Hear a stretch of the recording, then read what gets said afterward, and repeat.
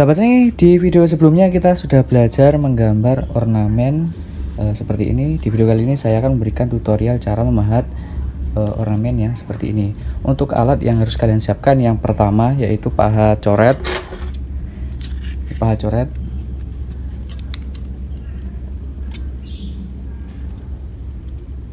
Bentuk V ya teman-teman. Kan juga harus punya ya, yang mulai kecil sampai besar juga harus punya ya. Misalkan kalau punya beberapa varian, misalkan ada yang kecil sampai yang terbesar, itu juga nggak masalah. Terus kemudian yang kedua yaitu pahat penguku. Pahat penguku kalian harus memodif ya, di pinggir-pinggirnya ini harus dibikin kayak gini biar mahatnya gampang dan nggak gampang nyakar-nyakar. Ini kalau ini masih kayak masih menguku ya, ini di sini nggak dimodif. Ini nanti kalau memahat di pinggir melengkung-melengkung kayak gini nanti akan mencakar-cakar samping-sampingnya. Nah ini kalian juga harus punya, mulai dari yang terkecil sampai yang terbesar kalian harus punya. Kemudian pahat kol ini seperti ini ya teman-teman. Ini pahat kol. Kalian juga harus punya mulai dari yang terkecil sampai yang besar. Jadi biar lengkap, agar ketika memahat mulai ornamen yang kecil sampai yang besar kalian tidak bingung atau tidak kesulitan. Oke, kita nggak usah lama-lama, langsung saja pada video cara memahat ornamen seperti ini.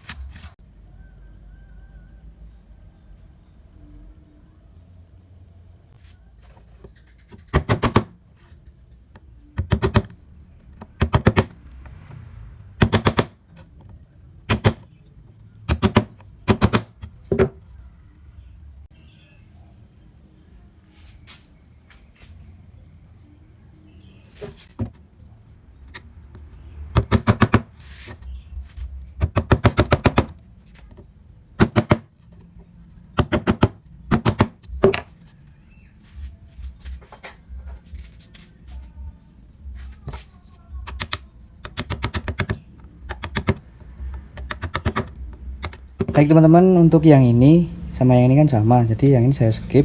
Tekniknya sama ya teman-teman, menggunakan pahat penguku dan pahat kol untuk membuat ornamen meliuk-liuk seperti ini.